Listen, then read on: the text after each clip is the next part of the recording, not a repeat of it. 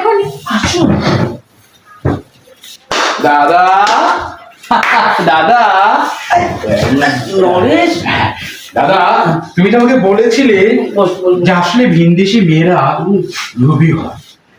দাদা আমি বিশ্বাস করিনি, আজ তুমি তার প্রমাণ করে দিলে, বুঝতে পেরেছি দাদা তোমার আর আমার নাটকে ও ফেসে গেল। দেখছো টাকার কাছে আসলে সত্যি দাদা, টাকার কাছে মেয়েরা সবকিছুকে বিক্রি করে দেয় ভালোবাসাটাকে। দেখো দাদা, তোমাকে কতবার নিষেধ করেছো, ওই পূর্ণিমাকে বিয়ে করিস নি, পূর্ণিমাকে বিয়ে করিস নি, মেয়েটা ভালো না।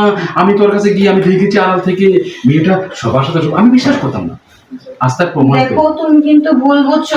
দাদাই আমাকে দেখো ভোল আর সঠিক সেটা আমরা দুই দাদা জানি। দাদার আমি প্ল্যানিং করেছিলাম যে তুমি টাকার কাছে ভালোবাসাটাকে বিক্রি দাও কিনা। তো সত্যটা প্রমাণ পেয়ে গেলাম দাদা।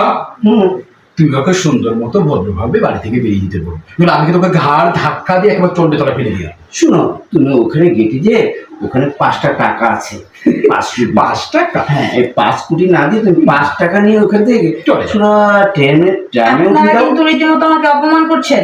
অপমান? হ্যাঁ, যে নারী নাকি পুরুষ টাকার জন্য অপর পুরুষের কাছে চলে যায়, সে নারী আবার কিসের অপমান? তার যাও, চলে যাও, ওই যে গেট খোলা আছে, 5টা। হ্যাঁ তাই যাবো, কারণ আবেগ দিয়ে জীবন চলে না, জীবন কিন্তু টাকাই চলে। যেখানে টাকা আছে সেখানে আমি আছি। 5 টাকা দিয়ে 2 টাকা বাদাম খেয়েও 3 টাকা দিয়ে ট্রাম ভাড়া দিও। হ্যাঁ দাদা বাদাম বাদাম দাদা একেবারে পচা বাদাম। শুনেছো?